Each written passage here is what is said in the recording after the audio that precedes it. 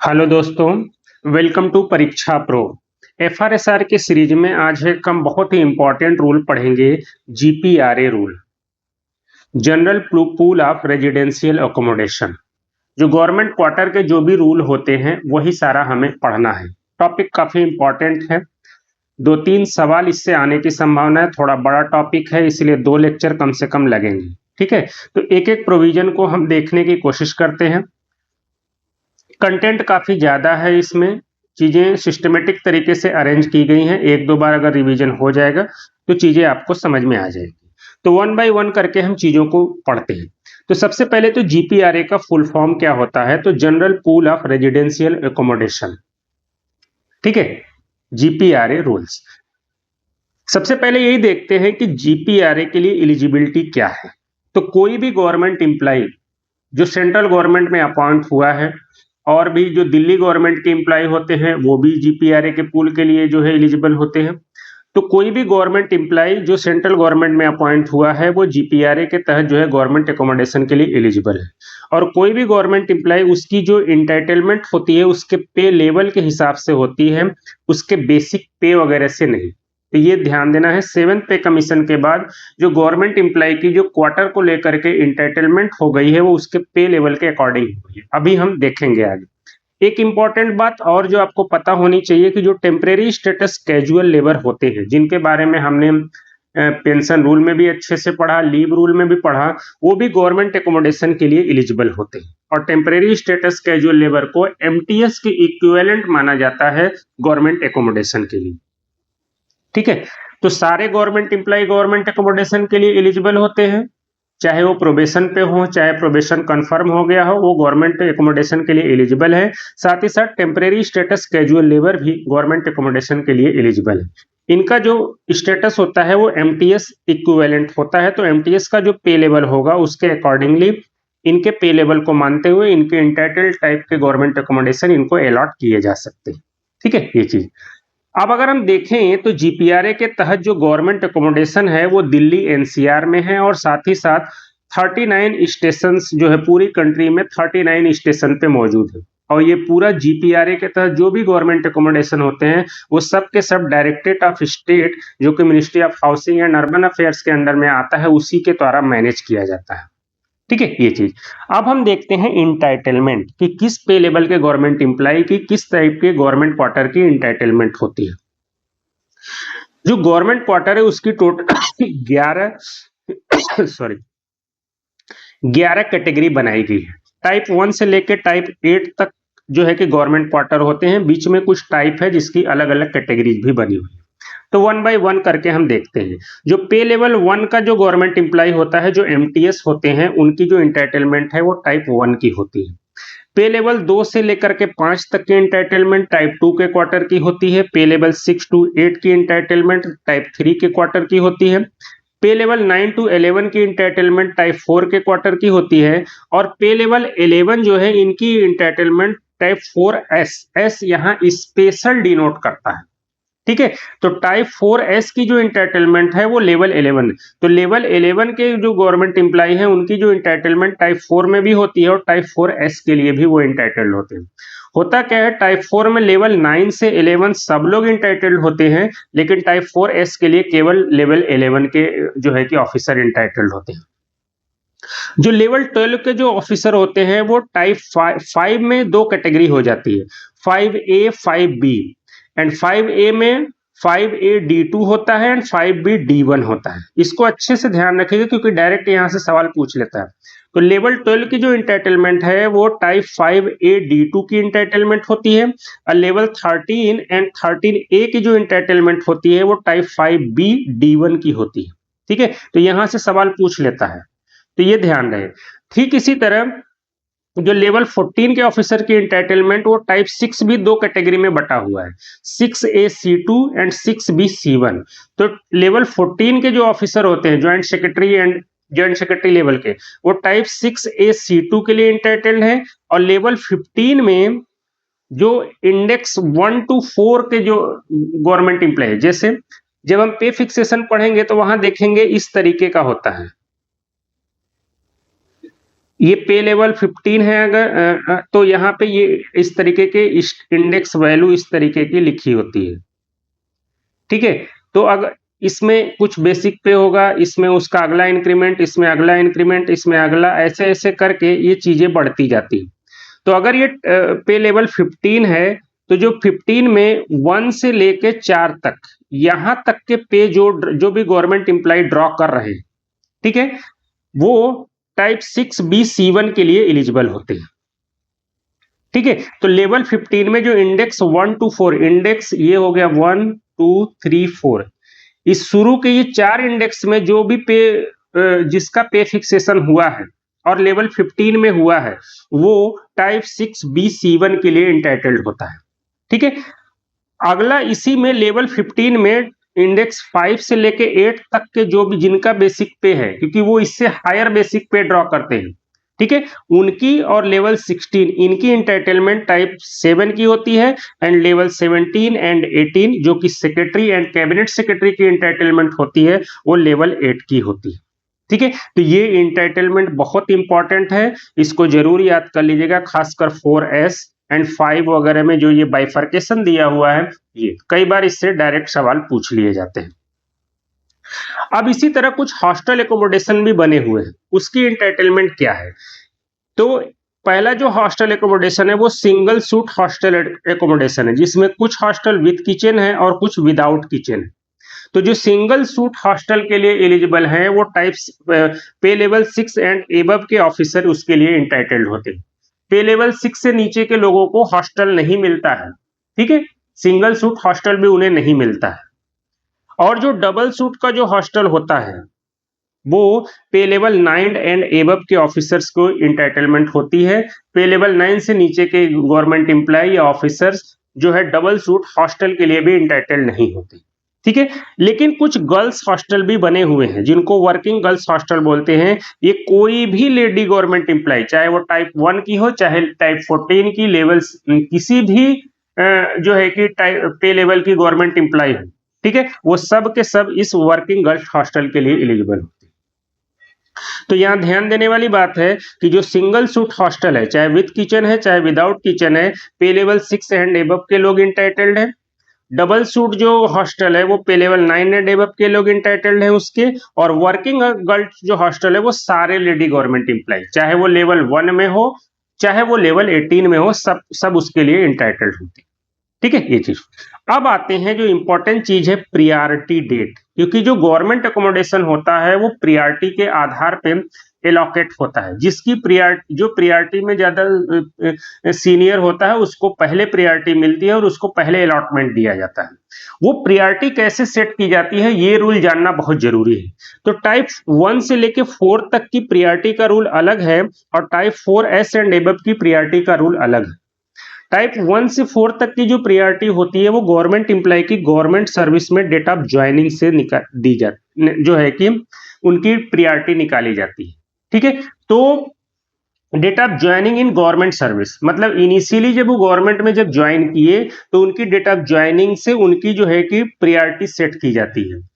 जो जल्दी ज्वाइन करेगा वो ज्यादा प्रियॉरिटी उसको रहेगी, ज्यादा वो सीनियर होगा उसको पहले क्वार्टर मिलेगा। जो बाद में ज्वाइन करता है उसकी प्रियॉरिटी कम होती है, उसको बाद में क्वार्टर अगर अवेलेबल है तो मिलेंगे, ठीक है। तो ध्यान रखने वाली बात यह है कि टाइप 1 से 4 तक की जो डेट ऑफ प्रियॉरिटी होती है, वो गवर्नमेंट सर्विस में डेट ऑफ ज्वाइनिंग से जो है कि डिटरमाइन की जाती है, ठीक है।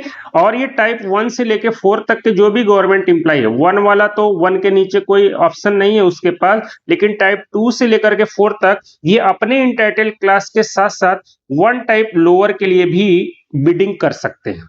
जैसे टाइप 4 वाला है, टाइप 4 के लिए भी बिडिंग कर सकता है, टाइप 3 के लिए भी बिडिंग कर सकता है। टाइप 3 वाला है, टाइप 3 के लिए भी कर सकता है, टाइप 2 के लिए, लेकिन टाइप 3 वाला टाइप 1 के लिए नहीं कर सकता। टाइप 4 वाला टाइप 2 या टाइप 1 के लिए नहीं कर सकता। 1 टाइप लोअर जो इनकी इंटाइटल क्लास है, उससे एक लोअर जो है टाइप में ये बिडिंग कर सकते हैं, ठीक है। एक चीज, एक आगे चीज बोली गई है कि अगर कोई भी गवर्नमेंट एम्प्लॉय है, वो किसी भी स्टेशन पे 5 साल से ज्यादा की अगर उसकी कंटिन्यूअस सर्विस हो गई है, वो भी 1 जनवरी को एवरी ईयर देखा जाता है। तो एवरी ईयर 1 जनवरी को देखा जाता है कि कोई भी गवर्नमेंट एम्प्लॉय है अगर उस स्टेशन पे 5 साल या उससे ज्यादा की कंटिन्यूअस सर्विस हो गई है तो एवरी 5 ईयर की कंटिन्यूअस सर्विस पे उसको 1 साल का एज दिया जाता है प्रियॉरिटी। ठीक है, मतलब जो उसकी नॉर्मल प्रियॉरिटी है उसमें 1 साल और ऐड करके उसको और ज्यादा प्रियॉरिटी दे दी जाती है। ये भी इंपॉर्टेंट बात है। आगे ये बोला गया कि अगर दो या दो से ज्यादा गवर्नमेंट एम्प्लॉय की डेट ऑफ ज्वाइनिंग अगर सेम हो गई, ठीक है, तो ऐसे केस में किसको प्रियॉरिटी दी जाएगी? तो ऐसे केस में देखा जाएगा कि कौन जल्दी रिटायर होने वाला है उसको प्रियॉरिटी दी जाएगी। ठीक है, क्योंकि यहां हमने देखा कि date of joining in government service से प्रियॉरिटी सेट होती है। अब अगर दो या दो से ज्यादा गवर्नमेंट एम्प्लॉय एक ही साथ ज्वाइन किए तो वैसे में उनकी प्रियॉरिटी कैसे सेट की जाएगी? तो वो जो है उनमें से जो जल्दी रिटायर होने वाला है उसको ज्यादा प्रियॉरिटी दी जाएगी, जो बाद में रिटायर होने वाले हैं उनको प्रियॉरिटी कम मिलेगी। अब हम आते हैं टाइप 4S एंड एबव का कैसे प्रियॉरिटी सेट किया जाता है। ये जब अपने उस इंटाइटल्ड टाइप के गवर्नमेंट एकोमोडेशन के लिए जिस डेट से ये इंटाइटल्ड होते हैं, entitled type of government accommodation में जिस डेट में इनकी इंटाइटलमेंट होती है उस पर्टिकुलर डेट के आधार पे इनकी प्रियॉरिटी सेट की जाती है। यहाँ पे date of joining in government service से प्रियॉरिटी सेट की जा रही थी। यहाँ पे क्या है, जिस डेट से वो अपने इंटाइटल्ड गवर्नमेंट एकोमोडेशन के लिए इंटाइटल्ड हुए उस डेट से उनकी जो है कि प्रियॉरिटी सेट की जाती है। जैसे टाइप 4S में हमने पढ़ा ना, लेवल 11 वाले को ही टाइप 4S मिल सकता है। तो लेवल 11 में जिस डेट में वो अपॉइंट हुए वहां से उनकी प्रियॉरिटी सेट की जाएगी। ठीक इसी तरह टाइप 5, टाइप 6, टाइप 7 जो भी हमने आगे पढ़ा वो उस पर्टिकुलर पे लेवल में जब इंटर किए उस पर्टिकुलर पे लेवल में एंट्री की डेट से उनका जो है कि प्रियॉरिटी सेट किया जाएगा। तो ये दोनों का जो फर्क है ये समझिएगा। ये date of joining in government service से होता है और ये उस entitled type of government accommodation के लिए, जैसे तो कोई टाइप 5 के लिए इंटाइटल्ड है तो टाइप 5 में वो जिस डेट में जो अपॉइंट हुआ उस डेट से उसकी प्रायोरिटी सेट की जाएगी, उसकी डेट ऑफ ज्वाइनिंग से नहीं। ठीक है, ये चीज। कोई भी गवर्नमेंट इंप्लॉय है अगर उसका री एम्प्लॉयमेंट हुआ है तो जो पास्ट सर्विस होती है उसकी डेट ऑफ प्रायोरिटी सेट करने में उसको काउंट किया जाता है। ठीक है, जैसे यहां था ना कि date of joining in government service के आधार पे प्रियॉरिटी सेट होती है, तो अगर उसकी डेट ऑफ जो ज्वाइनिंग मानी जाएगी रिएम्प्लॉयमेंट से पहले जो उसने सर्विस ज्वाइन किया था वो भी सर्विस मानते हुए उसकी प्रियॉरिटी को सेट किया जाएगा। अगला है इंटर से सीनियरिटी, कि अगर कुछ ऐसी सिचुएशन हो जाती है कि टाई हो जा रहा है दो लोगों में तो फिर कैसे देखा जाएगा। जैसे अगर दो या दो से ज्यादा गवर्नमेंट एम्प्लॉय की डेट ऑफ प्रियॉरिटी सेम हो गई, जैसे हमने ऊपर अभी डेट ऑफ प्रियॉरिटी के बारे में पढ़ा कि date of joining in government service से डेट ऑफ प्रियॉरिटी निकाली जाएगी। ठीक है, दो या दो से ज्यादा लोगों की डेट ऑफ ज्वाइनिंग सेम हो गई तो जो जल्दी रिटायर होगा, हो सकता है दो या दो से ज्यादा लोग एक साथ रिटायर हो रहे हो तो टाई हो रहा है, किसको सीनियर माना जाए। यहाँ पे हमने पढ़ा ना कि गवर्नमेंट एम्प्लॉय अपने गवर्नमेंट एकोमोडेशन के लिए जिस डेट से इंटाइटल हुआ, तो ऐसे केस में अगर दो या दो से ज्यादा गवर्नमेंट एम्प्लॉय की डेट ऑफ प्रियॉरिटी अगर सेम हो गई तो कैसे फिर किसको सीनियर माना जाएगा? तो देखा जाएगा तब उनके बेसिक पे बात आएगी, क्योंकि अभी तक पे लेवल के हिसाब से उनके इंटाइटलमेंट है, लेकिन दो या दो से ज्यादा गवर्नमेंट एम्प्लॉय की अगर डेट ऑफ प्रियॉरिटी सेम हो गई तो उनमें देखा जाएगा जो हायर पे ड्रॉ कर रहा है वो सीनियर माना जाएगा। ठीक है, अब अगर किसी की डेट ऑफ प्रियॉरिटी और उसका पे, मतलब दो या दो से ज्यादा गवर्नमेंट एम्प्लॉय की डेट ऑफ प्रियॉरिटी और पे दोनों सेम हो गया तो ऐसे केस में देखा जाएगा कि जो अर्ली ज्वाइन किया था डेट ऑफ ज्वाइनिंग के आधार पे उसकी सीनियरिटी फिक्स कर दी जाएगी। और अगर किसी की डेट ऑफ प्रियॉरिटी, उसका बेसिक पे और डेट ऑफ ज्वाइनिंग तीनों सेम हो गए दो या दो से ज्यादा गवर्नमेंट एम्प्लॉय के, तो ऐसे देखा जाएगा कि जो जल्दी रिटायर हो रहा है, ठीक है, उनको ज्यादा सीनियर माना जाए। तो ये भी इंपॉर्टेंट चीज है, इसको जरूर ध्यान रखने वाली बात है कि अगर टाई हो गया दो या दो से ज्यादा लोगों में तो फिर यही फार्मूला अपनाया जाता है उनकी सीनियरिटी डिसाइड करने की। लेकिन यहाँ पे जो हायर पे के बारे में हमने पढ़ा तो यहाँ केवल बेसिक पे लिया जाएगा, कभी भी उनके पर्सनल पे, एनपीए, स्पेशल पे या ये सब चीजें उसको इंटर सी सीनियरिटी देने में कभी भी काउंट नहीं की जाती है, केवल बेसिक पे के आधार पे उनकी सीनियरिटी फिक्स की जाती है। आगे ये बोला गया कि अगर कोई भी गवर्नमेंट एम्प्लॉय है उसके स्पाउस को कोई भी गवर्नमेंट अकोमोडेशन अगर अलॉट हो गया है तो गवर्नमेंट एम्प्लॉय को फिर गवर्नमेंट एकोमोडेशन नहीं मिलेगा। कहने का मतलब अगर हस्बैंड वाइफ दोनों गवर्नमेंट एम्प्लॉय है तो दोनों में से किसी एक को ही गवर्नमेंट एकोमोडेशन अलॉट होगा, दोनों को नहीं हो सकता है।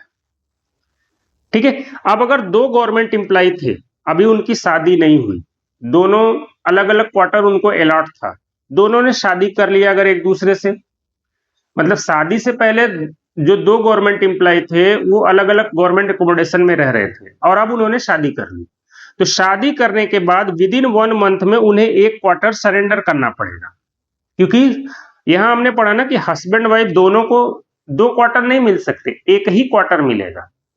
अगर शादी से पहले अगर दो अलग अलग क्वार्टर में दो लोग रह रहे थे और उन्होंने अब शादी कर ली, तो ऐसे केस में शादी के विद इन 1 मंथ उन्हें एक क्वार्टर खुद से सरेंडर करना पड़ेगा, और अगर उन्होंने 1 महीने में सरेंडर नहीं किया तो जो लोअर टाइप का जो गवर्नमेंट अकोमोडेशन होगा उसको कैंसिल कर दिया जाएगा डायरेक्टरेट ऑफ स्टेट के द्वारा खुद ही।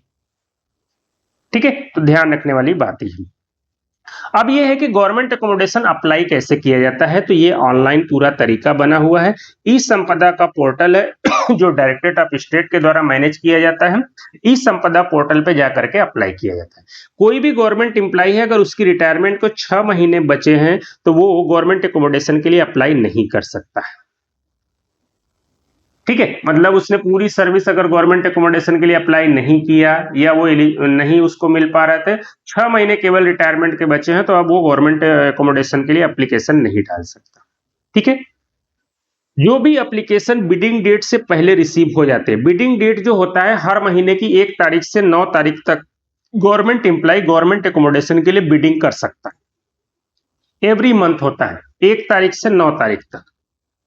ठीक है, तो 1 से 9 तक जो लोग अप्लाई कर देते हैं गवर्नमेंट अकोमोडेशन के लिए, ठीक है, उनको कंसीडर किया जाता है, उनकी एक यूनिफाइड वेटिंग लिस्ट बनाई जाती है और उनका जो नेक्स्ट बिडिंग साइकिल होता है, जो 10 तारीख को जो अगले ही दिन जो क्वार्टर का अलॉटमेंट होता है, वो केवल उनमें उन्हीं लोगों को कंसीडर किया जाएगा जो 1 से 9 तक अप्लाई किए हो। ठीक है, और 10 तारीख को जो हाउस अलॉटमेंट डेट होता है, 10 तारीख को उनमें हाउस अलॉट किया जाएगा, जिनको मिलना होगा मिल जाएगा, जिनको नहीं मिलना होगा वो अगले महीने की फिर बिडिंग साइकिल 1 से 9 के बीच फिर अप्लाई करेंगे। ठीक है, तो ये ध्यान रखने वाली बात है कि जितने भी गवर्नमेंट एम्प्लॉय बिडिंग डेट के भीतर अप्लाई कर देते हैं, मतलब 1 से 9 तारीख हर महीने की 1 से 9 के बीच अप्लाई करेंगे, उनकी एक यूनिफाइड वेटिंग लिस्ट। यूनिफाइड का मतलब ये होता है कि जो फ्रेश एप्लीकेशन डाल रहे हैं गवर्नमेंट अकोमोडेशन के उनका भी एक ही वेटिंग लिस्ट बनेगा, प्लस जो चेंज ऑफ अकोमोडेशन के लिए डाल रहे हैं उनको कंबाइन करके एक यूनिफाइड वेटिंग लिस्ट बनाई जाती है। ठीक है, और 10 तारीख को हर महीने हाउस का अलॉटमेंट होता है। एवरी महीने की ये कहानी है। अब जो एप्लीकेशन ईएचआरएम ई संपदा के थ्रू अप्लाई किया जाता है, ठीक है, उसमें जो पर्टिकुलर्स होते हैं वो सबसे पहले भरने के बाद हेड ऑफ ऑफिस के द्वारा वेरीफाई किए जाते हैं। ठीक है, ताकि सारा सर्विस रिकॉर्ड के हिसाब से सारी इंफॉर्मेशन सही होने चाहिए, क्योंकि डेट ऑफ ज्वाइनिंग ये सब चीजों के आधार पे ही प्रायोरिटी सेट होती है और सर्विस रिकॉर्ड पूरा का पूरा हेड ऑफ ऑफिस के पास होता है। तो हेड ऑफ ऑफिस, तो गवर्नमेंट एम्प्लॉय जब ई संपदा पे अप्लाई करता है उसके बाद एप्लीकेशन सबसे पहले हेड ऑफ ऑफिस के पास जाती है। Head of office service record से सारे पर्टिकुलर्स चेक करता है, चेक करके जब वेरीफाई करता है तब जाकर के वो फिर बिडिंग में पार्टिसिपेट करता है। ठीक है, लेकिन अगर किसी भी गवर्नमेंट एम्प्लॉय ने अपने एप्लीकेशन में कोई इनकरेक्ट जो है कि इंफॉर्मेशन दी है और हेड ऑफ ऑफिस से भी अगर वो ओवरलुक हो गया, ठीक है, ऐसे केस में जो गवर्नमेंट एम्प्लॉय है उसके ऊपर जिम्मेदारी फिक्स की जाएगी, उसके ऊपर डिसिप्लिनरी प्रोसीडिंग भी चलाई जा सकती है और इस गलत इंफॉर्मेशन की वजह से अगर उसको हाउस अलॉट हुआ तो उसके हाउस को कैंसिल भी किया जा सकता है।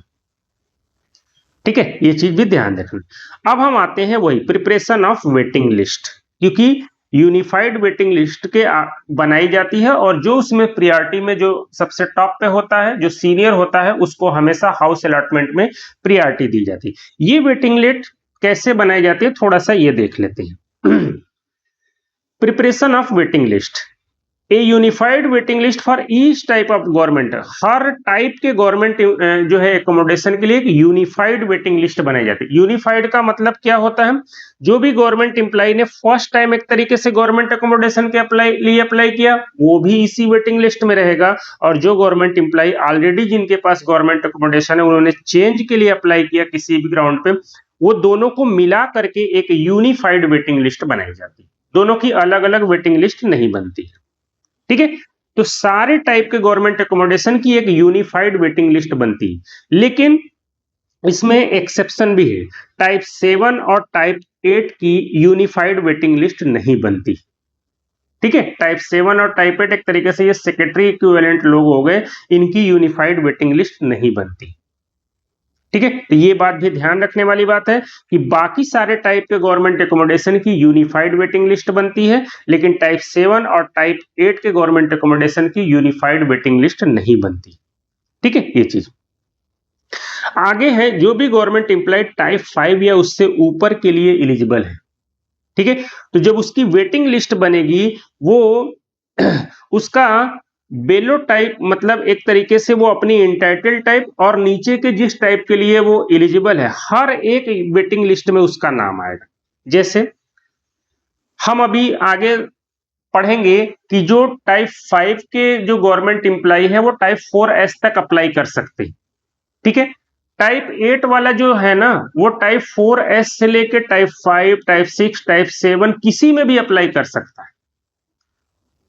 ठीक है, जैसे हमने पढ़ा कि टाइप 1 से 4 तक के जो गवर्नमेंट एम्प्लॉय होते हैं वो 1 टाइप लोअर ही केवल अप्लाई कर सकते हैं, लेकिन टाइप 5 एंड एबव के जो एम्प्लॉय होते हैं वो 1 टाइप बेलो तक उनको रिस्ट्रिक्ट नहीं किया गया है, वो नीचे के जहां तक हो वो एलिजिबल हो सकते हैं। जैसे जो टाइप 5 वाला है ये टाइप 4 के लिए एलिजिबल होता है, टाइप 4 से नीचे नहीं जा सकता, ये टाइप 4S के लिए एलिजिबल होता है, लेकिन जो टाइप 7 वाला है, ठीक है, वो टाइप 7 के लिए भी एलिजिबल है, टाइप 6 के लिए भी एलिजिबल है, टाइप 5 के लिए भी एलिजिबल है, एंड टाइप 4 एक तरीके से टाइप 5 एंड एबव वालों के लिए टाइप 4 मिनिमम है कि वो उससे नीचे नहीं अप्लाई कर सकते।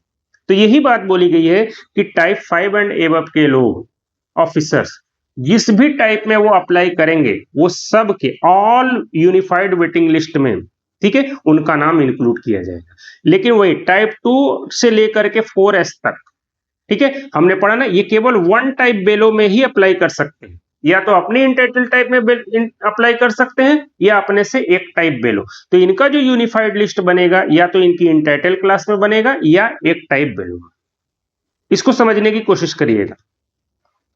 हम अगर टाइप 7 की बात करते हैं, ठीक है, तो ये टाइप 7 में भी अप्लाई कर सकते हैं, टाइप 6 में भी अप्लाई कर सकते हैं, टाइप 5 में भी अप्लाई कर सकते हैं, टाइप 4S में भी अप्लाई कर सकते हैं। ठीक है, तो ये मान लीजिए सब में इन्होंने अप्लाई कर दिया, तो टाइप 7 की वेटिंग लिस्ट में भी इनका नाम होगा, टाइप इसमें भी, इसमें भी, इसमें भी। लेकिन टाइप 2 टू 4S के लिए रिस्ट्रिक्ट किया गया है। तो अगर कोई टाइप 4 का गवर्नमेंट एम्प्लॉय है तो वो केवल टाइप 3 के लिए लोअर क्लास में अप्लाई कर सकते, टाइप 2 के लिए नहीं कर सकता, तो इनका नाम टाइप 4 की वेटिंग लिस्ट में रहेगा, टाइप 3 की वेटिंग लिस्ट में रहेगा। यही बात यहां बोली गई कि टाइप 5 एंड एबव के जो गवर्नमेंट एम्प्लॉय है वो अपनी इंटाइटल क्लास के नीचे के जो भी जहां तक उनको अलाउ किया गया वो हर एक वेटिंग लिस्ट में उनका नाम रहे, लेकिन टाइप 2 से लेकर टाइप 4S तक केवल 1 टाइप बेलो के ही वेटिंग लिस्ट में उनका नाम रहेगा, क्योंकि इनको रिस्ट्रिक्ट किया गया है कि ये केवल 1 टाइप बेलो ही अप्लाई कर सकते हैं। ठीक है, ये चीज आगे है। Period for which allotment subsist, कि किसी भी गवर्नमेंट एम्प्लॉय को कब माना जाता है कि कब तक हाउस का अलॉटमेंट उसके उसके पास है। With effect from date of acceptance, होता क्या है देखिए, गवर्नमेंट एम्प्लॉय 1 से लेकर 9 तारीख तक उसने बिडिंग में पार्टिसिपेट किया, 10 तारीख को हाउस का अलॉटमेंट हो जाता है। हाउस का अलॉटमेंट होने के अगले 8 डेज में, अगले 8 दिनों में उसे जो है कि डायरेक्टरेट ऑफ स्टेट के ऑफिस में या CPW में जा करके टेक्निकल एक्सेप्टेंस देना पड़ता है। टेक्निकली उसे जो है कि हाउस एक्सेप्ट करना पड़ता है कि मैं इस हाउस को एक्सेप्ट कर रहा हूं। ठीक है, इस डेट से वो अगर गवर्नमेंट एम्प्लॉय ने इसको टेक्निकली एक्सेप्ट कर लिया तो वो हाउस जो है उस गवर्नमेंट एम्प्लॉय के नाम पे मार्क कर दिया जाएगा और अगले महीने की बिडिंग में ये हाउस शो नहीं करेगा। अगर उसने डिनाई कर दिया, टेक्निकली एक्सेप्ट नहीं किया, तो फिर ये उस गवर्नमेंट एम्प्लॉय के नाम पे ये हाउस अलॉट नहीं होगा। अगले महीने में फिर वो हाउस जो है बिडिंग में वो वैकेंट रहेगा, दूसरा कोई इसमें पार्टिसिपेट करेगा। तो हाउस अलॉटमेंट के अगले 8 दिन में जब गवर्नमेंट एम्प्लॉय उसको टेक्निकली एक्सेप्ट कर लेता है, उस डेट से वो गवर्नमेंट एकोमोडेशन उसके नाम पे अलॉट हो जाता है। ठीक है, तो हाउस का अलॉटमेंट कब से कब तक माना जाता है? डेट ऑफ एक्सेप्टेंस से। ठीक है, तो वही अलॉटमेंट के विद इन 8 डेज, 8 दिनों के भीतर गवर्नमेंट एम्प्लॉय को अपना एक्सेप्टेंस दे देना होता है कि वो इस गवर्नमेंट एकोमोडेशन को एक्सेप्ट कर रहा है या नहीं कर रहा है। ठीक है। जब वो अपना एक्सेप्टेंस दे देता है उसके बाद जो है कि डायरेक्टरेट ऑफ स्टेट मिनिमम 60 दिन या कितने दिन का टाइम लेता है, हाउस को जो है कि प्रिपेयर करता है, गवर्नमेंट एम्प्लॉय की जो भी रिक्वायरमेंट होती है वो लिखित में देता है कि इस हाउस में ये काम होना चाहिए। प्रिपेयर करने के बाद फिर वो गवर्नमेंट एम्प्लॉय को फिजिकल पोजीशन लेना पड़ता है, ठीक है। और ये फिजिकल पोजीशन जिस डेट से ले लेता है उस डेट से गवर्नमेंट एम्प्लॉय उस क्वार्टर में रहने लगता है, ठीक है। तो ये पूरी की पूरी प्रक्रिया है। तो जिस डेट में उसने हाउस को एक्सेप्ट किया, ठीक है, जो कि उसे अलॉटमेंट के विद इन 8 डेज कर लेना होता है, उस डेट से क्वार्टर उसका माना जाएगा। कब तक? अगर वो सर्विस में है, रिटायरमेंट तक क्वार्टर को रखा तो डेट ऑफ रिटायरमेंट तक, या कंसेशनल पीरियड मतलब रिटायरमेंट के बाद भी क्वार्टर को कुछ दिन तक रिटेंशन करने का प्रोविजन है, तो जब तक उसने रिटेन किया है वहां तक हाउस उसी के नाम पे अलॉटेड माना जाएगा। या अगर वो उसका क्वार्टर किसी भी वजह से कैंसिल किया जा रहा है तो जिस डेट में उसने एक्सेप्ट किया था वहां से लेके कैंसिलेशन तक हाउस उसके नाम पे माना जाएगा। या गवर्नमेंट एम्प्लॉय खुद सरेंडर कर रहा है हाउस, ठीक है, तो जिस डेट में सरेंडर करेगा उस डेट तक गवर्नमेंट अकोमोडेशन उसी के नाम पे माना जाएगा। या अगर जो गवर्नमेंट अकोमोडेशन है, गवर्नमेंट एम्प्लॉय किसी भी वजह से अब उसको नहीं, एक तरीके से मान लीजिए कि उसकी डेथ हो गई, तो जिस डेट में डेथ हो गया वहां तक गवर्नमेंट अकोमोडेशन उसके नाम पे माना जाएगा, ठीक है। ये चीज अगला है नॉन एक्सेप्टेंस ऑफ अलॉटमेंट या फेलर टू ऑक्यूपाई। वही चीज हमने बात की कि अगर गवर्नमेंट एम्प्लॉय अलॉटमेंट के विद इन 8 डेज एक्सेप्ट नहीं करता है, जो मैंने बताया ना कि टेक्निकल एक्सेप्टेंस देना पड़ता है अलॉटमेंट के विद इन 8 डेज, या फिर उसके बाद मैंने बताया ना कि टेक्निकल एक्सेप्टेंस के बाद हाउस को जो भी मरम्मत वगैरह का काम करना होता है वो करने के बाद जब फिजिकल पोजीशन दिया जाता है तो इसका भी डायरेक्टरेट ऑफ सीपीडब्ल्यू एक ऑर्डर निकालता है, अथॉरिटी एक इशू करता है।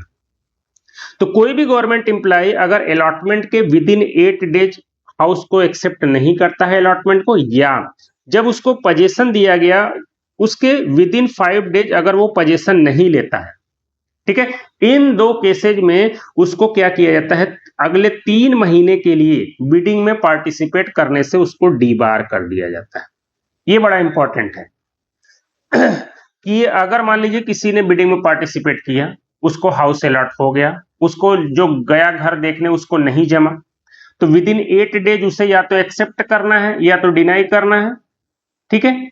अगर मान लीजिए उसने एक्सेप्ट कर लिया तब उसका हाउस पे जो है कि जो भी मरम्मत वगैरह रिपेयरिंग का काम शुरू होगा, वो सब करने के बाद मान लीजिए फिजिकल पोजीशन लेना हो तो जब ऑर्डर निकाल देगा सीपीडब्ल्यूडी की अब हाउस फिजिकल पोजीशन ले लीजिए, रेडी हो गया है, अगले विद इन 5 डेज में उन्हें लेना पड़ता है फिजिकल पोजीशन। अगर उन्होंने इस पीरियड में नहीं लिया तो वो क्या हो जाएंगे, अगले 3 महीने तक उनको डिबार कर दिया जाएगा, मतलब वो बिडिंग में पार्टिसिपेट नहीं कर सकते। 3 महीने के बाद जो है कि वो बिडिंग में पार्टिसिपेट कर पाए, ठीक है। और उनको 1 महीने का नॉर्मल लाइसेंस फी भी पे करना पड़ेगा। वो क्वार्टर में नहीं रहे फिर भी उन्हें एक तरीके से ये पेनल्टी के तौर पे उनसे 1 महीने का लाइसेंस फी उनकी सैलरी से रिकवर किया जाएगा।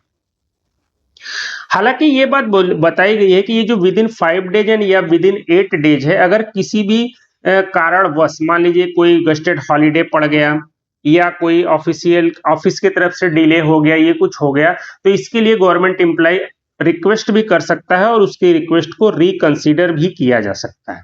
जैसे ये है ना, विद इन 8 डेज उन्हें एक्सेप्ट कर लेना है, या जो फिजिकल पोजीशन के विद इन 5 डेज उन्हें फिजिकल पोजीशन ले लेना है। अगर मान लीजिए किसी गस्टेड हॉलीडे की वजह से या कोई ऑफिशियल डिले या कोई भी जेन्युइन ग्राउंड की वजह से वो नहीं ले पाए एक्सेप्टेंस या पोजीशन, इसके लिए वो डायरेक्टरेट ऑफ स्टेट से रिकंसिडरेशन कर सकते हैं नेक्स्ट बिडिंग साइकिल स्टार्ट होने से पहले। नेक्स्ट बिडिंग साइकिल अगले महीने की 1 से 9 तारीख के बीच रहेगा, तो ऐसे में अगर जेन्युइन रीजन होगा तो वो एकोमोडेशन उस गवर्नमेंट एम्प्लॉय को डायरेक्टरेट ऑफ स्टेट अलॉट कर सकता है। लेकिन एक बात बोलेगी कि कोई गवर्नमेंट एम्प्लॉय है, अगर मान लीजिए वो लोअर टाइप के गवर्नमेंट एकोमोडेशन में अगर रहता है और उसने अपने इंटाइटल टाइप के लिए अप्लाई किया, ठीक है, और उसको अलॉटमेंट हो भी गया लेकिन उसको एक्सेप्ट करने से रिफ्यूज कर दिया, ठीक है, ऐसे केस में उसका जो लोअर टाइप का जो गवर्नमेंट अकोमोडेशन है वो उसमें बना रहेगा, वो उसको वापस नहीं लिया जाएगा। इसको समझिएगा, मान लीजिए कोई टाइप 4 के लिए इंटाइटल्ड हो गया, टाइप 4 में उसको क्वार्टर नहीं मिल रहा था, वो टाइप 3 के लिए अप्लाई किया, टाइप 3 उसको मिल गया, लेकिन हर महीने वो टाइप 4 के लिए कोशिश कर रहा है। टाइप 3 में रहते हुए उसने टाइप 4 के लिए अप्लाई किया, कहीं उसको मिल गया, वो गया, उसको नहीं समझ में आया, उसने मना कर दिया कि नहीं मैं इसको एक्सेप्ट नहीं करूंगा। ठीक है, 3 महीने के लिए वो डिबार हो जाएगा टाइप 4 के लिए, ठीक है, लेकिन टाइप 3 वाला उसका जो क्वार्टर है वो बना रहेगा, वो उससे वापस नहीं लिया जाएगा। ठीक है, ये चीज आगे ये बोला गया कि अगर कोई भी गवर्नमेंट एम्प्लॉय सस्पेंशन में है तब भी वो गवर्नमेंट अकोमोडेशन के लिए अप्लाई कर सकता है और उसको अलॉटमेंट भी हो सकता है। ये बड़ी इंपॉर्टेंट बात है, क्योंकि घर केवल गवर्नमेंट एम्प्लॉय को रहने के लिए नहीं दिया जाता है, बल्कि उसकी पूरी फैमिली को रहने के लिए दिया जाता है। इसीलिए गवर्नमेंट एम्प्लॉय अगर अंडर सस्पेंशन है तब भी वो गवर्नमेंट अकोमोडेशन में रहने के लिए इंटाइटल्ड है, और जो है कि गवर्नमेंट अकोमोडेशन वो अप्लाई भी कर सकता है, और जो है कि उसको अलॉटमेंट हो भी सकता है। अगर कोई भी गवर्नमेंट अकोमोडेशन है, गवर्नमेंट एम्प्लॉय को अलॉट हुआ और वो अनसेफ या डेंजरस है, तो इस ग्राउंड पे गवर्नमेंट एम्प्लॉय दूसरे गवर्नमेंट अकोमोडेशन के लिए अप्लाई कर सकता है। ठीक है, ये चीज आगे है allotment of garage for type 5 इन दिल्ली। जो टाइप 5 एंड एबव के जो क्वार्टर होते हैं उनमें गैरेज का भी प्रोविजन है। जो टाइप 4S के भी क्वार्टर है वो कहीं कहीं उनमें भी गैरेज का प्रोविजन दिया है। तो टाइप 6 के जो क्वार्टर होते हैं उसमें जो क्वार्टर के साथ ही गैरेज अटैच है, लेकिन टाइप 5 के जो क्वार्टर है दिल्ली में, वहां पे कई क्वार्टर ऐसे हैं जहां पे गैरेज अटैच नहीं। ठीक है, गैरेज क्वार्टर के साथ अटैच नहीं है। तो टाइप 5 के जो दो कैटेगरी है, टाइप 5A एंड 5B, इनको अगर इनके गवर्नमेंट एकोमोडेशन के साथ गैरेज अटैच नहीं है तो इनको क्या करना पड़ता है, गैरेज के लिए अप्लाई करना पड़ता है। ठीक है, ये अप्लाई करेंगे तभी इनको गैरेज मिलेगा, अदरवाइज नहीं। टाइप 6 एंड एबव के सब क्वार्टर के साथ ही गैरेज, गैरेज माने गाड़ी रखने की जगह, ठीक है, उनको जो है कि क्वार्टर के साथ लगा हुआ है गैरेज, जिसमें वो गाड़ी को अपने रख सकते हैं। लेकिन टाइप 5 का जो है वो क्वार्टर के साथ अटैच नहीं है गैरेज। अगर उनको गैरेज की फैसिलिटी लेनी है तो उन्हें अप्लाई करना पड़ेगा। ठीक है, और उनको गवर्नमेंट एम्प्लॉय की रिक्वेस्ट पे उन्हें गैरेज दिया जा सकता है, वो भी जिस लोकेलिटी में वो रहते हैं उसी लोकेलिटी में उनको दिया जा सकता है। लेकिन इसके लिए गवर्नमेंट एम्प्लॉय को अपनी मोटर कार का RSC का पेपर, रजिस्ट्रेशन सर्टिफिकेट जो है वो जमा करना पड़ेगा। ठीक है, ये जो मोटर कार है ये गवर्नमेंट एम्प्लॉय के नाम पे है या उसके फैमिली मेंबर के नाम पे, कोई फर्क नहीं पड़ता। फैमिली मेंबर के नाम पे है तो भी वो गैरेज के लिए अप्लाई कर सकता है। ठीक है, ये चीज है। अगली एक बात और है, allotment of GPRA to employ of state oblique UT posted at Delhi. अगर किसी स्टेट गवर्नमेंट का कोई भी एम्प्लॉय है जो दिल्ली में पोस्टेड है, या यूनियन टेरिटरी का एम्प्लॉय है जो दिल्ली में पोस्टेड है, तो इनको भी जनरल पूल के तहत जो है गवर्नमेंट अकोमोडेशन अलॉट हो सकते हैं। ठीक है, लेकिन ये बोला गया है कि जो स्टेट गवर्नमेंट के जो एम्प्लॉय है उनको एक बिडिंग साइकिल में मैक्सिमम 6 गवर्नमेंट अकोमोडेशन दिए जा सकते हैं, और जो UT के एम्प्लॉय हैं उनको एक बिडिंग साइकिल में मैक्सिमम 3 गवर्नमेंट अकोमोडेशन दिए जा सकते हैं। ठीक है, वो भी उस स्टेट या UT के चीफ सेक्रेटरी की रिकमेंडेशन पे दिया जाता है। ठीक, पहली बात। दूसरा, इनका जो अलॉटमेंट है मैक्सिमम अप टू 6AC2 तक ही इनको क्वार्टर अलॉट किए जा सकते हैं, इसके ऊपर के नहीं। ठीक है, अगर उनकी एंटाइटलमेंट इससे ऊपर की है तब भी उनको मैक्सिमम टाइप 6AC2 तक ही गवर्नमेंट क्वार्टर जो है कि दिया जा सकता है।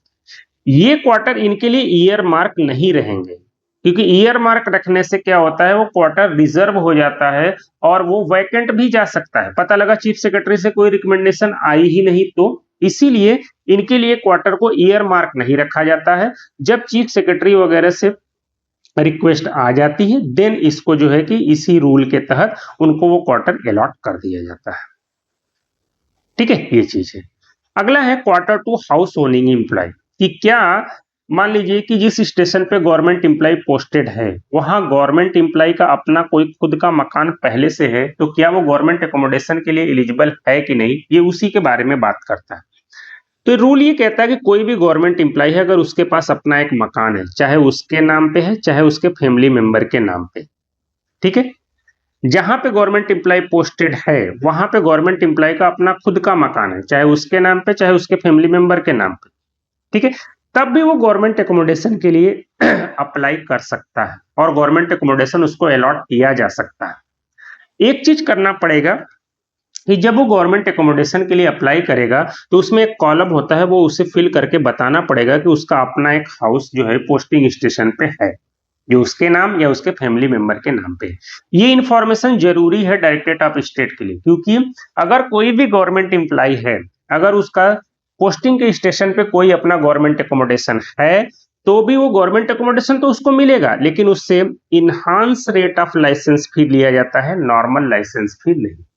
एक तरीके से ये प्रोविजन इसलिए बनाया गया है कि गवर्नमेंट एम्प्लॉय जिसका अपना मकान है पोस्टिंग स्टेशन पे, उसको डिस्करेज किया जाए कि आप गवर्नमेंट एकोमोडेशन के लिए अप्लाई ना करो, ताकि दूसरे जो लोग जिनका अपना मकान नहीं है वो गवर्नमेंट एकोमोडेशन के लिए अप्लाई करें और उनको मकान मिल सके। इसीलिए लाइसेंस फी का रेट उनका बढ़ा दिया गया कि उनसे, ठीक है, गवर्नमेंट उनको गवर्नमेंट एकोमोडेशन दे देगी, लेकिन उनसे नॉर्मल लाइसेंस फी नहीं लेगी, इनहांस लाइसेंस फी लेगी। ये हम कल की क्लास में पढ़ेंगे कि इनहांस लाइसेंस फी क्या होता है। ठीक है ये चीज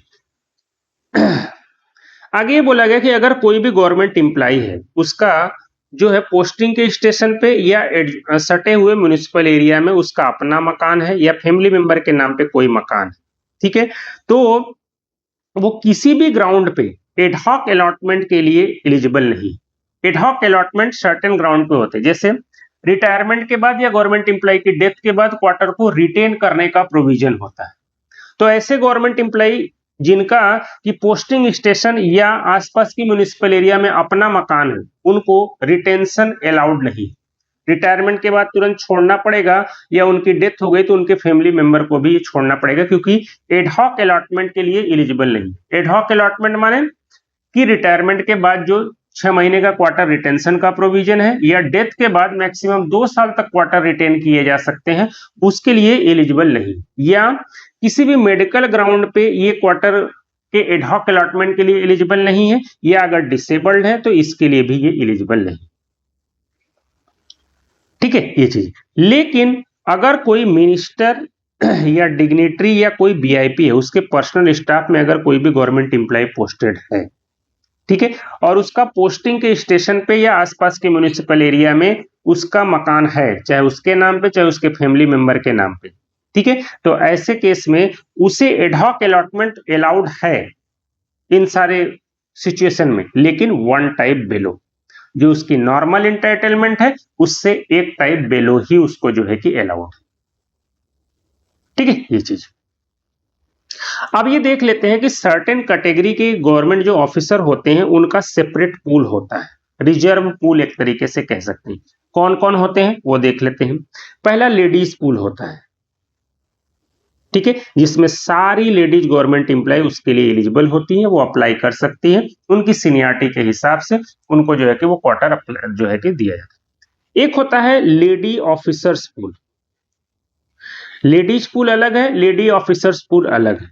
जो लेडी ऑफिसर्स पूल है ये विद इन सेक्रेटरी पूल इसको स्टार्ट किया गया। जो सेक्रेटरी लेवल की जो लेडी ऑफिसर हैं ये उनके लिए, तो जो सेक्रेटरी पूल होता है, जो secretary to the government of India या सेक्रेटरी इक्विवेलेंट के लिए जो एक तरीके से रिजर्व क्वार्टर होते हैं, ठीक है, उसी सेक्रेटरी पूल के अंदर जो फीमेल सेक्रेटरी या सेक्रेटरी के इक्विवेलेंट ऑफिसर है उनके लिए लेडीज ऑफिसर पूल अलग से बना हुआ है। ठीक है, और इसमें भी जो मैरिड लेडी ऑफिसर होती हैं और जो सिंगल लेडी ऑफिसर होती हैं उनके बीच क्वार्टर का अलॉटमेंट 2:1 के रेशियो से किया जाता है। ये इंपॉर्टेंट है, ध्यान रखिएगा, पूछ लेता है कई बार कि जो लेडीज ऑफिसर्स पूल के जो क्वार्टर हैं वो किस पूल के अंडर में आते हैं, तो पहली बात वो सेक्रेटरी पूल के अंडर में आते हैं। दूसरा, जो उनके क्वार्टर का जो अलॉटमेंट होता है वो 2 क्वार्टर अगर मैरिड लेडी ऑफिसर को दे दिया गया तो अगला क्वार्टर सिंगल लेडी ऑफिसर को, फिर 2 क्वार्टर मैरिड को, फिर अगला सिंगल को। ठीक है, इस तरीके से उनका अलॉटमेंट किया जाता है। अब अगर कोई लेडी ऑफिसर है, अगर वो विडो है, चाहे उसके पास बच्चा है चाहे नहीं, या डाइवोर्स्ड है, तो उसको सिंगल लेडी ऑफिसर की कैटेगरी में रखा जाता है। ठीक है ये चीज। ठीक इसी तरह मैंने बताया कि सेक्रेटरी पूल होते हैं जो secretary to the government of India के लिए रिजर्व होते हैं, मतलब सेक्रेटरीज को ही वो क्वार्टर अलॉट होंगे। साथ ही साथ जो सेक्रेटरी तो नहीं है लेकिन सेक्रेटरी के इक्विवेलेंट है उनको भी ये क्वार्टर मिलता है। या बहुत सारे ऑफिसर होते हैं जो सेक्रेटरी के रैंक और पे में उनकी पोस्टिंग की जाती है, जैसे ओएसडी लेवल के ऑफिसर हो जाते हैं, कई बार बहुत सीनियर होते हैं, ठीक है, डीजी लेवल के ऑफिसर, ये सब क्या होते हैं, सेक्रेटरी के रैंक और पे में अपॉइंट होते हैं। ये सब के सबको सेक्रेटरी पूल से क्वार्टर अलॉट होता है, ठीक है। इनकी जो सेक्रेटरी की जो इंटाइटलमेंट होती है वो टाइप 6B(c)(1) की होती है, ठीक है। और ये अगर 2 महीने तक जो है ये क्वार्टर जो है वैकेंट रह गया तो इसको जनरल पूल में ट्रांसफर कर दिया जाता है, ठीक है। सेक्रेटरी पूल से निकाल के इसको जनरल पूल में ट्रांसफर कर दिया जाता है। जो सेक्रेटरी पूल में टोटल 70 क्वार्टर हैं दिल्ली में, ठीक है, जिसमें से 60 जो है मैक्सिमम न्यू दिमोती बाग जो दिल्ली है वहीं पे सिचुएटेड है। तो ये भी एक छोटा सा फैक्ट पता होना चाहिए। इसके अलावा लीगल सर्विस पूल होता है जो अटॉर्नी जनरल ऑफ इंडिया के लिए, सॉलिसिटर जनरल ऑफ इंडिया के लिए या additional solicitor general of India के लिए होता है, ठीक है, ये चीज।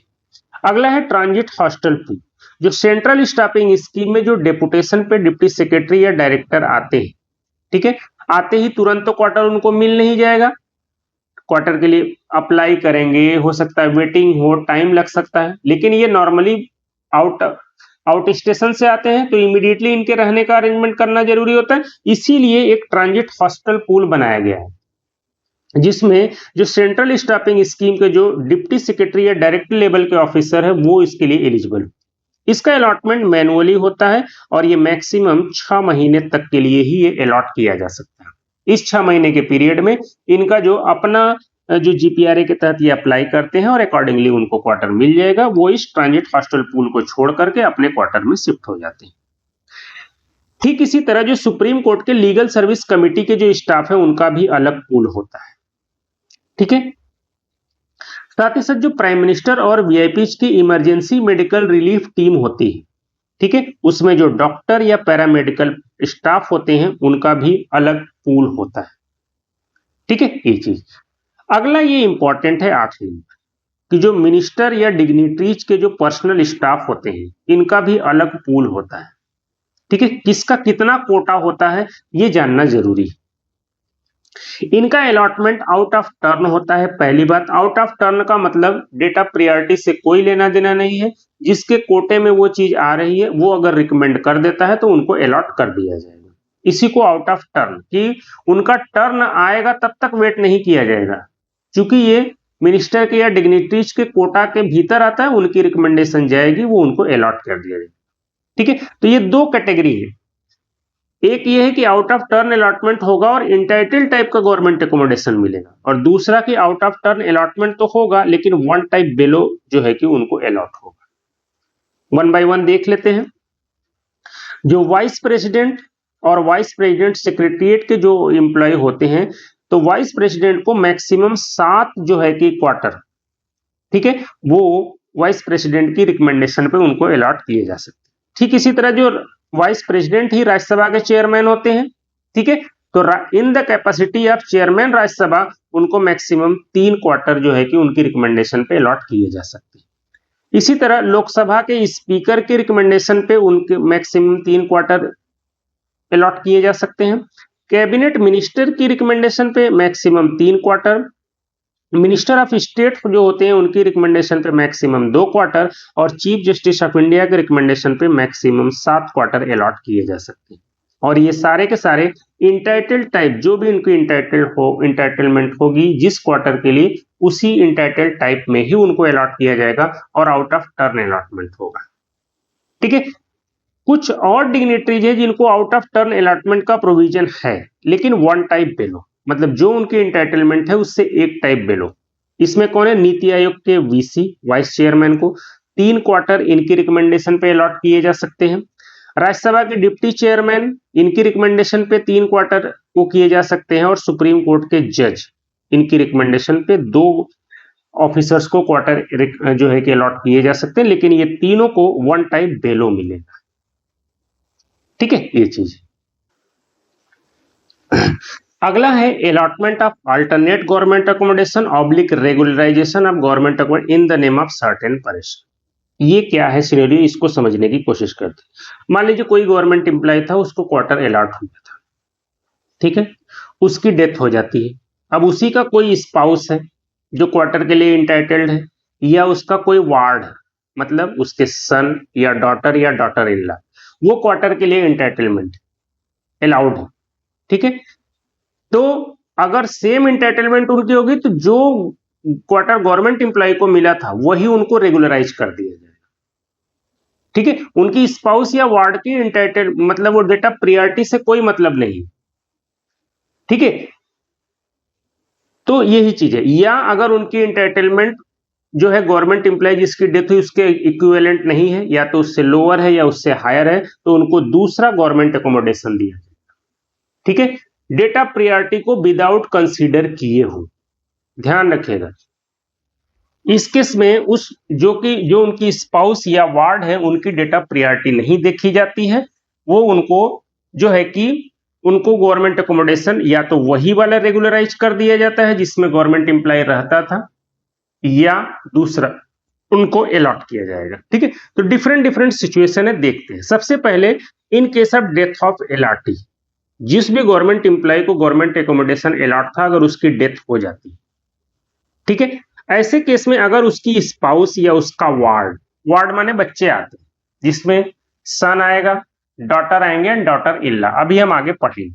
तो अगर गवर्नमेंट एम्प्लॉय जिसको गवर्नमेंट को एकोमोडेशन अलॉटेड था अगर उसकी डेथ हो जाती है, ठीक है, और उसकी स्पाउस या वार्ड उसके एंटाइटलमेंट है, और अगर उनकी एंटाइटलमेंट वही है जो कि उस गवर्नमेंट एम्प्लॉय की एंटाइटलमेंट थी जिसकी डेथ हुई है, तो जो सेम गवर्नमेंट एकोमोडेशन है वही उसको रेगुलराइज कर दिया जाए। मतलब इस स्पाउस या वार्ड की डेटा प्रियरिटी नहीं देखी जाएगी कि यूनिफाइड वेटिंग लिस्ट में इनका क्या वेटिंग है, कुछ नहीं देखा जाएगा, ठीक है। तो वो क्या होगा कि जिस भी गवर्नमेंट एकोमोडेशन में गवर्नमेंट एम्प्लॉय रहता था अगर उनके उसी की एंटाइटलमेंट है तो वही मकान उनको रेगुलराइज कर दिया जाएगा। या अगर जो स्पाउस या वार्ड है उसकी एंटाइटलमेंट गवर्नमेंट एम्प्लॉय की एंटाइटलमेंट से कम है, लोअर है, ठीक है, ऐसे केस में उनको दूसरा अल्टरनेट गवर्नमेंट एकोमोडेशन उनको प्रोवाइड किया जाएगा, ठीक है, ये चीज। लेकिन अगर स्पाउस या वार्ड की एंटाइटलमेंट गवर्नमेंट एम्प्लॉय की एंटाइटलमेंट से ज्यादा ऊपर है, तो ऐसे केस में भी उनको दूसरा गवर्नमेंट अकोमोडेशन प्रोवाइड किया जाएगा, लेकिन वन टाइप बेलो। क्योंकि यहां गवर्नमेंट डेटा प्रियरिटी में उनको रिलैक्सेशन दे रही है, ठीक है, इसीलिए वन टाइप बेलो गवर्नमेंट अकोमोडेशन उनको देगी। डेटा प्रियरिटी के हिसाब से जब उनको लेना है तो उनकी इंटाइटल क्लास उनको मिलेगी, लेकिन यहां जैसा कि मैंने बताया कि इस केस में डेटा प्रियरिटी नहीं देखी जाती, ठीक है। तो इसीलिए अगर उनकी इंटाइटलमेंट गवर्नमेंट अकोमोडेशन जो गवर्नमेंट एम्प्लॉय जिस अकोमोडेशन में रह रहा था उससे हायर है, तब उनको अल्टरनेट गवर्नमेंट अकोमोडेशन तो उनको प्रोवाइड कर दिया जाएगा, दूसरा without going into date of priority उनको, लेकिन एक टाइप बेलो, वो भी subject to maximum of type 5, कि मैक्सिमम टाइप 5 तक के ही क्वार्टर उनको प्रोवाइड किए जा सकते, ठीक है, जिसके लिए उन्हें नॉर्मल लाइसेंस फी जमा करना पड़ेगा हर महीने, ठीक है। लेकिन ये जो हायर टाइप की है उनकी जो इंटाइटलमेंट है, ठीक है, इसमें जो उनको alternate one type below government accommodation मिलेगा, इसकी एक कंडीशन है कि ये मिलने की कुछ कंडीशन, इन दोनों में कंडीशन नहीं है, सेम या लोअर के लिए, हायर वाले के लिए दो कंडीशन है कि वो फुलफिल होना चाहिए। पहला कि जो स्पाउस या वार्ड जिसके नाम पे वो गवर्नमेंट अकोमोडेशन या तो उनको अल्टरनेट गवर्नमेंट अकोमोडेशन देना है या क्वार्टर को रेगुलराइज करना है, वो जो डिसीज्ड एलआरटी है, मतलब जो गवर्नमेंट एम्प्लॉय था उसके साथ कम से कम लास्ट 3 ईयर से उसके साथ रह रहे थे, और चूंकि ये स्पाउस या वार्ड ये भी गवर्नमेंट एम्प्लॉय है तभी तो गवर्नमेंट अकोमोडेशन के लिए इंटाइटल्ड है, तो ये लास्ट 3 ईयर से गवर्नमेंट के एम्प्लॉय के साथ रह रहे थे, ठीक है, जिसकी डेथ हुई, प्लस उस 3 ईयर में इन्होंने एचआरए नहीं ड्रा किया, तभी दिया जाएगा इनको। दूसरा कंडीशन ये है कि मान लीजिए कि वो स्पाउस या वार्ड वो गवर्नमेंट सर्विस में नहीं थे, ठीक है। तो अगर वो गवर्नमेंट एम्प्लॉय की डेथ के विद इन 2 ईयर अगर गवर्नमेंट सर्विस उन्होंने ज्वाइन किया है, ठीक है, और ये 2 साल तक अभी गवर्नमेंट अकोमोडेशन उनकी फैमिली के द्वारा रिटेन किया है, मतलब वकेट नहीं किया गया है, तभी जो है कि उनको गवर्नमेंट अकोमोडेशन रेगुलराइज किया जाए। इसको समझिएगा, क्योंकि ये समझ जाएंगे तो आगे 2-3 सिचुएशन है, बड़ा जल्दी आपको समझ में आ जाएगा। पहली कंडीशन ये बताई गई है कि जो स्पाउस या वार्ड जो ऑलरेडी अगर गवर्नमेंट सर्विस में थे, ठीक है, तो वो कम से कम अगर 3 साल तक गवर्नमेंट एम्प्लॉय जिसकी डेथ हुई है उसके साथ रहे हैं और उस ड्यूरिंग 3 ईयर उन्होंने एचआरए ड्रॉ नहीं किया है, तभी उनको ये वाला रूल लगाते हुए उनको जो है कि गवर्नमेंट अकोमोडेशन दिया जाएगा। मान लीजिए कि वो गवर्नमेंट अकोमोडेशन जो है कि मान लीजिए वो गवर्नमेंट सर्विस में नहीं थे, तो ऐसे केस में गवर्नमेंट एम्प्लॉय के डेथ के विद इन 2 ईयर अगर उनको सर्विस मिल गई और इस 2 ईयर में वो गवर्नमेंट अकोमोडेशन जिसमें गवर्नमेंट एम्प्लॉय की डेथ हुई थी वो अभी भी उनकी फैमिली के द्वारा रिटेन किया गया है, तभी जो है कि उनको वो जो है कि गवर्नमेंट अकोमोडेशन मिलेगा। अदरवाइज ये कंडीशन फुलफिल नहीं हुई तो जो नॉर्मल डेट ऑफ प्रियॉरिटी है उसके आधार पे ही गवर्नमेंट एम्प्लॉय को जो है कि वो चीज जो है कि क्वार्टर मिले। ठीक है, ये चीज। अब ये वार्ड में क्या क्या इंक्लूड करते हैं ये बड़ा इंपॉर्टेंट। मैरिड सन, क्योंकि डिपेंडेंट फैमिली मेंबर वार्ड की कैटेगरी में नहीं आ सकते, क्योंकि अगर वो जॉब में है तो वो डिपेंडेंट होंगे ही नहीं। ठीक है, तो वार्ड में कौन कौन होगा? मैरिड सन, मान लीजिए गवर्नमेंट एम्प्लॉय का मैरिड सन है जो कि गवर्नमेंट सर्विस में है, ठीक है, या गवर्नमेंट एम्प्लॉय के डेथ के विद इन 2 ईयर उसकी जो है कि गवर्नमेंट सर्विस लगी, वो आएगा। मैरिड डॉटर, ठीक है, वो वार्ड की कैटेगरी में आएगी। ठीक है, working in eligible office, eligible office का मतलब जीपीआरए के तहत क्वार्टर उस ऑफिस के एम्प्लॉय को मिलता। ठीक है, ये चीज। अगर इस मैरिड डॉटर का कोई सन है, ठीक है, और वो भी अगर एम्प्लॉयड है और किसी एलिजिबल ऑफिस में है, ठीक है, तब भी इस मैरिड डॉटर को इस ग्राउंड पे जो एकोमोडेशन जो है कि उसको प्रोवाइड किया जा सकता है। और अगला डॉटर इन लॉ, ठीक है, वो भी अगर किसी एलिजिबल ऑफिस में काम कर रही है, तो ये तीनों वार्ड की कैटेगरी में आप married son, married daughter and daughter in. ठीक है, तो ये ध्यान रखना है कि वार्ड की कैटेगरी में कौन कौन आते हैं। अब इसमें भी अगर मान लीजिए कि मैरिड डॉटर भी गवर्नमेंट एम्प्लॉय है, मैरिड सन भी गवर्नमेंट एम्प्लॉय है, तो प्रियॉरिटी किसको दी जाएगी? Married daughter. ठीक है, तो अगर इनकी प्रियॉरिटी की हम सेट करने की बात करें, मान लीजिए कोई फैमिली ऐसी जिसमें स्पाउस भी एम्प्लॉयड है, गवर्नमेंट अकोमोडेशन के लिए एलिजिबल हो गई, मैरिड सन भी, मैरिड डॉटर भी, डॉटर इन लॉ सब है, तो सबसे पहली प्रियॉरिटी स्पाउस को दी जाती है, सेकेंड प्रियॉरिटी मैरिड डॉटर को दी जाती है, थर्ड प्रियॉरिटी मैरिड सन को, और fourth priority daughter in law को दी जाती है। ठीक है, तो इस तरीके से इनकी प्रियॉरिटी को सेट किया गया है। तो ये ध्यान देने वाली बात है कि मैरिड डॉटर और मैरिड सन दोनों अगर उसी गवर्नमेंट एकोमोडेशन के लिए एलिजिबल हो रहे हैं, तो जो मैरिड डॉटर है उसको प्रियॉरिटी दी जाएगी मैरिड सन के ऊपर। ये था डेथ के केस में। अब जो है इन केस ऑफ रिटायरमेंट, कि रिटायरमेंट के समय क्वार्टर का रेगुलराइजेशन कैसे होता है। ठीक है, सब कुछ एकदम ऊपर की तरह ही है, एवरीथिंग सेम एज एबव, जो हमने ऊपर पढ़ा। ठीक है, सेम इंटाइटलमेंट है तो वही रेगुलराइज कर दिया जाएगा, लोअर है तो अल्टरनेट गवर्नमेंट अकोमोडेशन उसको दे दिया जाएगा, हायर है तो यही वन टाइप बेलो मिलेगा। ये कंडीशन में बस थोड़ा सा चेंज आ रहा है। ठीक है, ये चीज सब कुछ सेम रहेगा, केवल दो चीजें चेंज होंगी। ठीक है, ये स्पाउस मतलब इस वार्ड में कौन कौन रहेगा, कंडीशन वगैरह सब रहेगा, बस चेंज क्या आएगा, अगर किसी भी गवर्नमेंट एम्प्लॉय की एक से ज्यादा अगर इंटाइटल्ड वार्ड है तो किसको दिया जाएगा।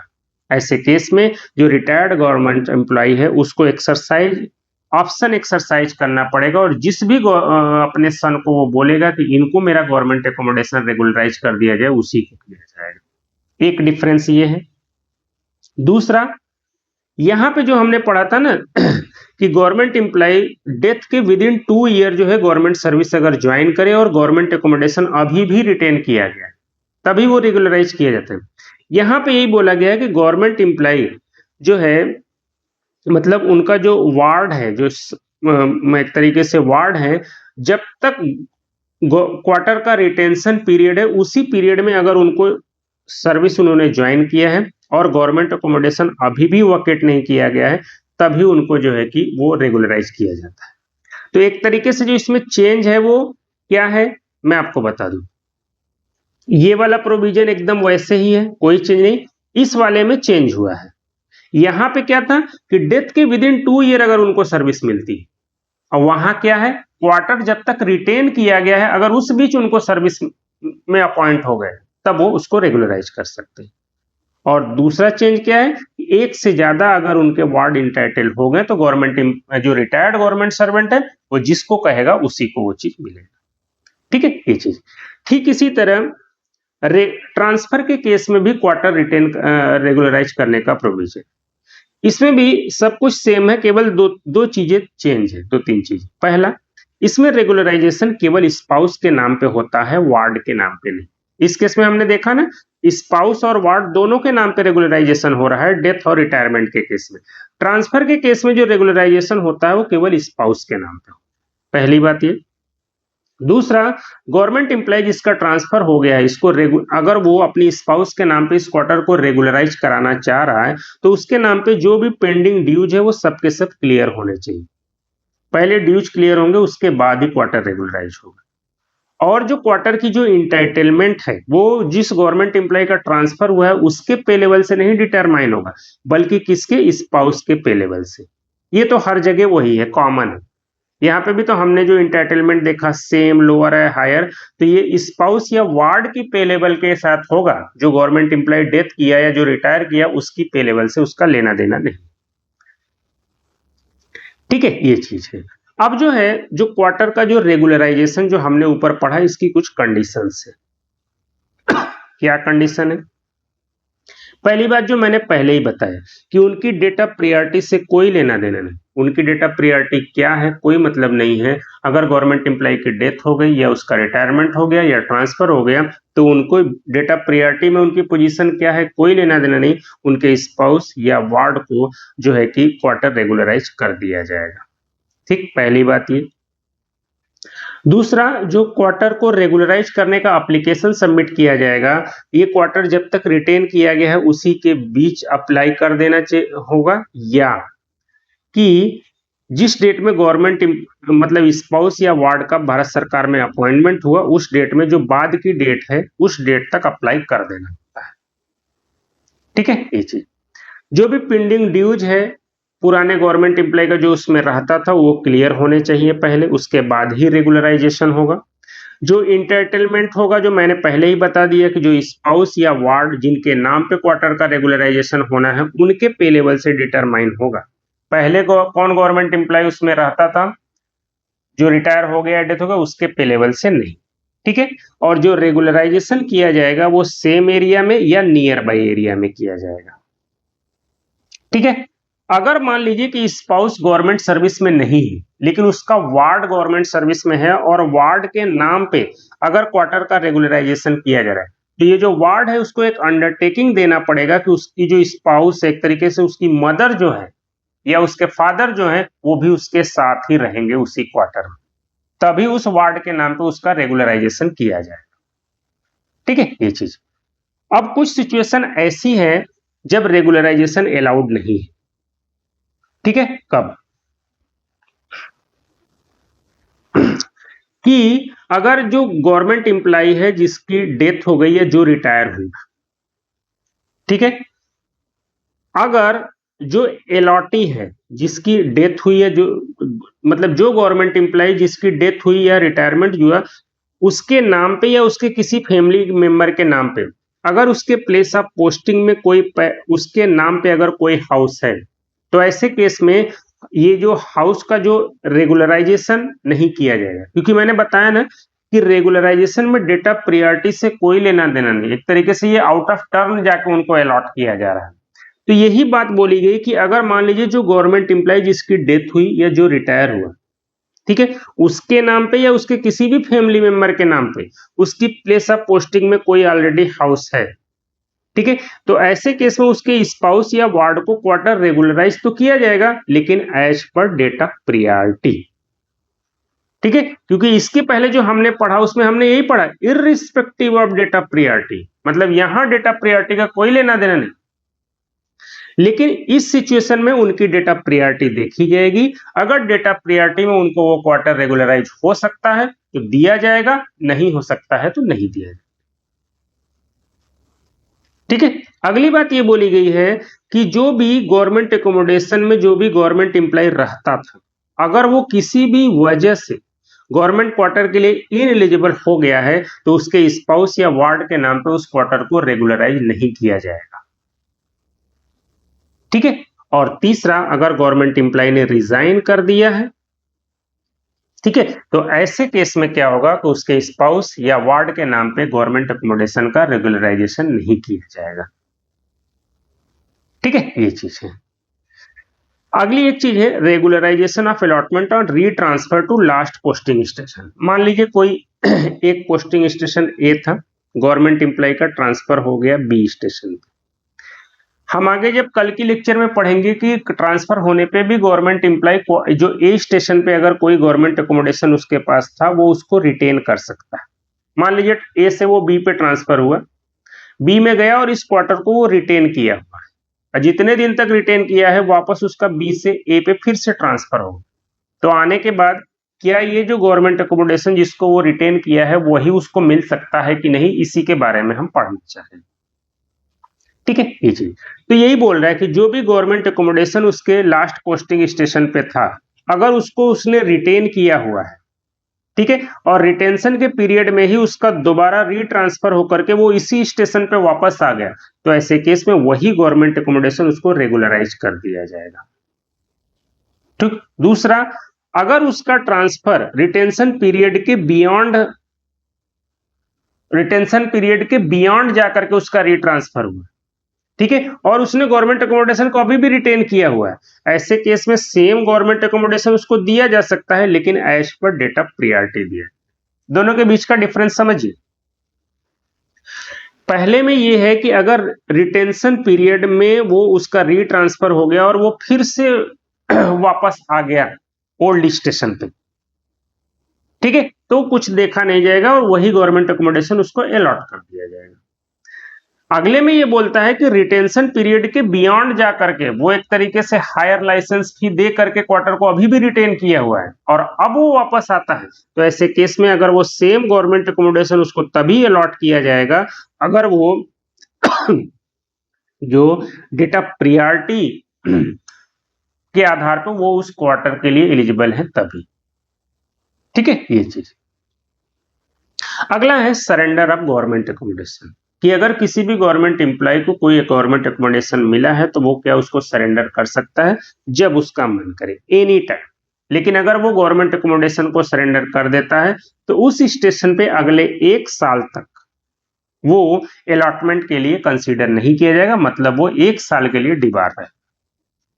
ठीक है, हमने शुरू में पढ़ा कि अगर वो टेक्निकल एक्सेप्टेंस नहीं देता है या फिजिकल पोजीशन नहीं लेता है तो 3 महीने के लिए डिबार होता है, लेकिन क्वार्टर ले लिया, कुछ दिन रहा और फिर उसको सरेंडर कर दिया तो वो सेम स्टेशन पे उसको 1 साल तक फिर क्वार्टर नहीं मिलेगा उसको। ठीक है, ये चीज।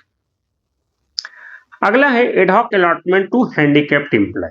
जो हैंडीकैप्ड एम्प्लॉय होते हैं उनको एक तरीके से डिसेबिलिटी की वजह से उनको एडहॉक अलॉटमेंट उनको गवर्नमेंट एकोमोडेशन का किया जा सकता है। किसको किसको किया जाता है? जो ब्लाइंड है, जो डीफ है और उसका हियरिंग लॉस 90 डेसिबल से ज्यादा होना चाहिए, जो ऑर्थोपेडिकली हैंडीकैप्ड है और 40% या उससे ज्यादा की डिसेबिलिटी है, या मेंटली हैंडीकैप, इन सब को एडहॉक अलॉटमेंट मतलब इनकी डिसेबिलिटी के आधार पर इनको गवर्नमेंट एकोमोडेशन अलॉट किया जा सकता है। अगला है out of turn allotment on medical grounds. Security में जो वीआईपी वगैरह के सिक्योरिटी में जो पोस्टेड होते हैं या फंक्शनल ग्राउंड पे, ये फंक्शनल ग्राउंड वाला क्लॉज जो कैबिनेट सेक्रेटरीट, पीएमओ, इन लोगों को जो यूज किया जाता है उनके लिए। ठीक है, तो इस केस में भी डेटा प्रियॉरिटी के आधार पे अलॉटमेंट नहीं होता है बल्कि आउट ऑफ टर्न, मतलब उनके जब रिकमेंडेशन आ जाती है उसके आधार पर उनका कर दिया जाता है। इस केस में वन टाइप बेलो अलॉटमेंट होता है, जो भी उनकी इंटाइटल क्लास है उससे वन टाइम बेलो अलॉटमेंट होगा।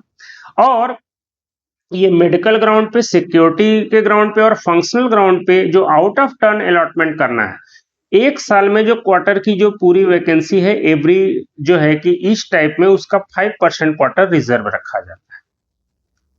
ठीक है, मतलब टाइप 1 में एक साल में जो क्वार्टर का जितना वैकेंसी है उसका 5% रिजर्व रख दिया जाता है। ठीक है, ऐसे ही हर महीने रिजर्व करके रख दिया जाता है। तो एवरी ईयर एक तरीके से कह लीजिए कि हर महीने एवरी टाइप, इस टाइप में जो क्वार्टर की जो वैकेंसी उसका 5% का जो क्वार्टर होता है वो इस ग्राउंड पे आउट ऑफ टर्न अलॉटमेंट के लिए जो है कि रिजर्व रहता है, लेकिन ये वन टाइप बेलो मिलेगा। ठीक है, और मेडिकल ग्राउंड में ये बोला गया कि अगर किसी को हार्ट की प्रॉब्लम, तो केवल गवर्नमेंट एम्प्लॉय को अगर ये बीमारी है तभी आउट ऑफ टर्न उसको अलॉटमेंट होगा, उसके फैमिली मेंबर को है तो नहीं। लेकिन अगर टीबी और कैंसर की बीमारी है तो चाहे गवर्नमेंट एम्प्लॉय को हो चाहे उसके अपनी फैमिली मेंबर को ये बीमारी हो, उसको जो है कि आउट ऑफ टर्न अलॉटमेंट कर दिया जाएगा। ठीक है, मेडिकल ग्राउंड, सिक्योरिटी या फंक्शनल ग्राउंड पे जो आउट ऑफ टर्न अलॉटमेंट होता है उसके लिए एक सेपरेट कमेटी बनी होती है। ठीक है, टाइप 1 से 4 के लिए अलग कमेटी है, टाइप 4 से उसके एबव के लिए अलग कमेटी होती है। ये कमेटी 3 महीने में एक बार मिलती है और जिनको ये क्वार्टर देने के लिए रिकमेंड करती है, इनकी रिकमेंडेशन को जो minister of housing and urban affairs के मिनिस्टर से अप्रूव करा करके इनको जो है कि क्वार्टर जो है कि अलॉट कर दिया जाता है। ठीक है, तो इतनी सारी चीजें हम देख रहे हैं, काफी एक तरीके से बड़ा टॉपिक है, बहुत सारी चीजें हैं, बहुत कठिन नहीं है, एक बार 2 बार 3 बार रिवीजन करेंगे चीजें आ जाएंगी। तो इतनी सारी चीजें, तो इसको देख लीजिएगा। एक क्लास इसमें और होगी, आज की क्लास वैसे ही काफी लंबी हो गई, अगली क्लास में हम इस टॉपिक को खत्म कर देंगे। ठीक है, ओके।